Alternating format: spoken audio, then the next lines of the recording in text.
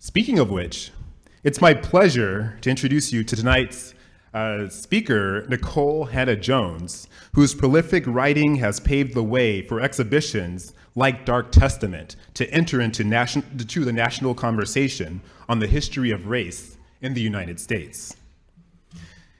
Hannah-Jones is a nationally acclaimed journalist, scholar, activist, and leader of the New York Times Magazine's pathbreaking 1619 Project. And I'll say from my discussions with her earlier in the exhibition halls that she's genuinely a very kind person. It's an honor to have gotten a chance to know you this evening. She's also won some 24 major awards, including the MacArthur Fellowship and the Pulitzer Prize.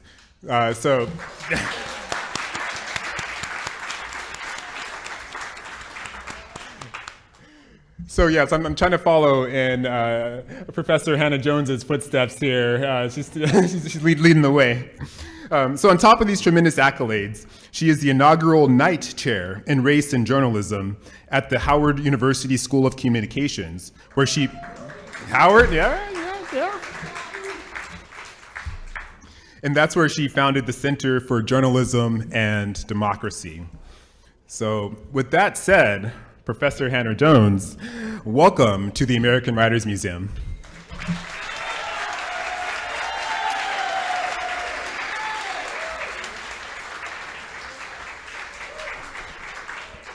Hello. I like to level set, so lower your expectations. I didn't write any remarks down. I'm going to be very brief, but I appreciate everyone coming out tonight to celebrate this amazing exhibit that is so important, especially in this moment now. Thank you to the American Writers Museum for hosting this tonight and for creating this exhibit. Thank you so much for your work. I hail from a community of writers, both contemporary writers and ancestral writers. And I was saying, as I was going down this hall of these beautiful artistic renderings, and thank you so much for the artists for that, that the three writers who've had the most profound impact on me have been Frederick Douglass, who I think is the greatest American this country has ever produced, Ida B. Wells. We can definitely clap for that. Ida B. Wells and W.E.B. Du Bois, and each of them in different ways, are really essentialize the idea of writing as activism. And I always say I'm a journalist and I'm an activist in the way that all journalism should be activism, and that we are pro-democracy, we are pro-human rights, we are pro-civil rights, we are pro-equality.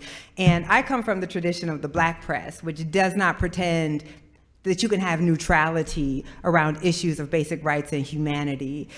So it's so important to be in this space right now, because Black writers have always been the conscience of this country, have always tried to, through their writing, force this country to live up to its highest ideals, which this country was founded on majestic ideals, right? Those famous words in the Declaration, we hold these truths to be self-evident, that all men were created equal, endowed by the Creator with inalienable rights. I would add women in there as well, of course. We know those words were written by a white man, so he didn't think about the other gender or anyone else who wasn't white, which of course is what 1619 Project talks about. But those were truly majestic words that our country has never lived up to. The difference is Black people saw those words, and even though the founders and the men who wrote those words didn't actually believe them to be true, we read those words and said, we do believe in those. And we believe that they actually include us even when you don't. And that has been the role of Black people to be the democratizing force in this country. So when I stand in a place like this, I'm always reminded that I would not exist, I wouldn't do the work that I am able to do without all of those who came before me, but also all of those who are in conversation with my work and who my work is in conversation with, who are living right now. I should add to that, I named 3 ancestral writers, but the person I admire most who's still alive is Mama Sonia Sanchez, who of course wrote the very last poem in the 1619 book. And I did an event, so, she is in her 80s. All of her contemporaries nearly have passed on. And I did an event with her in Philadelphia. And this woman said, okay, what are we going to do? These, Republicans don't believe in democracy. What are we going to do? And I'm thinking, why is this woman still having to be out here fighting and encouraging us to fight battles that we should have already won by now? So every time that I get a chance to come to the podium these days, I think it is important to talk about what is at stake right now. It's fine to come in these rooms. It's fine to be celebratory, but these are dangerous times that we are in. As we speak, we know that there are people who don't believe in democracy, who are trying to overturn elections, who are trying to overturn the vote, who don't believe that that power has to govern with the consent of those who are being governed, who actually believe in what our founders believed, that we are not a democracy but an ethnocracy, that we are a democracy for one race of people and not for all races of people. And so we have to fight back against that instinct. PEN America just released a report this week that said we are seeing a flurry of book bans and educational gag orders that we have not seen in decades. And I'll tell you why. I said I was just going to speak for a minute, but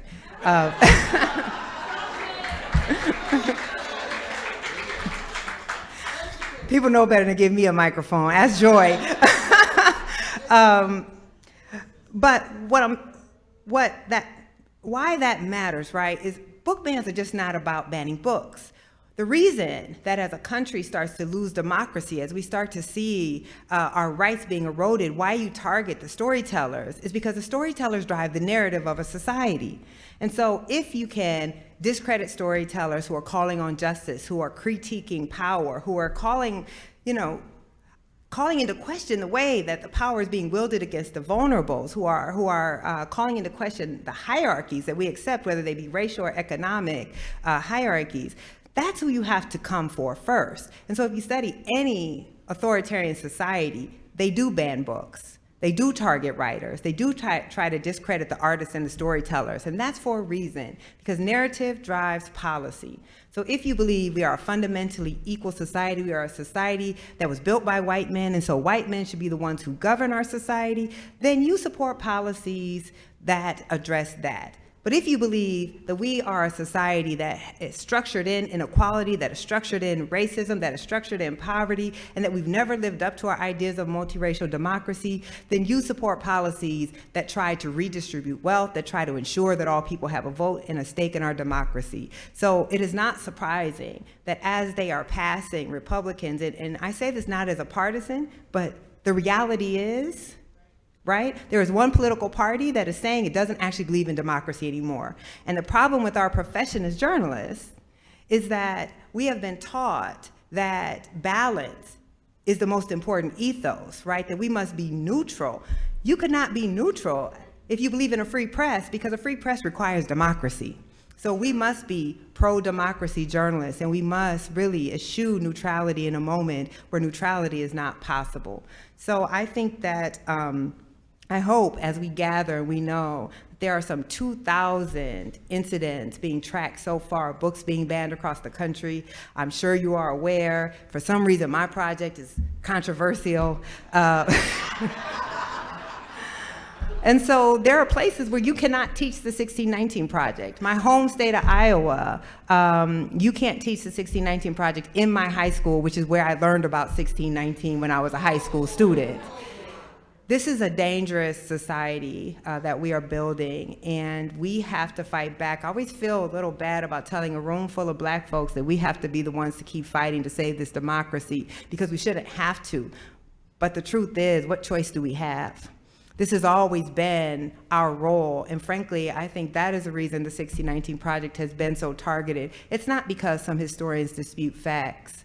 That's an easy thing to address if you don't agree on facts. It's because we center black people and black resistance and black belief in democracy as the primary democratizing force in our country. And we say the freedoms we have are because of black resistance. The freedoms every marginalized people in this country has is because of black resistance. And so we will lead the way. We will continue to lead the way. So it's good to come into a space like this and be affirmed of all the people who came before us, who are fighting these battles. It's also depressing. right? Ida B. Wells, Michelle Duster is here. Ida B. Wells' great-granddaughter, and is continuing the work of her great-grandmother, and my adopted spiritual godmother. She was fighting these battles, and we're still having to fight these battles. But if one thing Black people know how to do in this country is to fight and to believe in a world that we may not see for ourselves. So I hope everyone leaves today not feeling good, but feeling a punch in the gut that we have to get out and keep fighting to save our democracy and save our people. Thank you.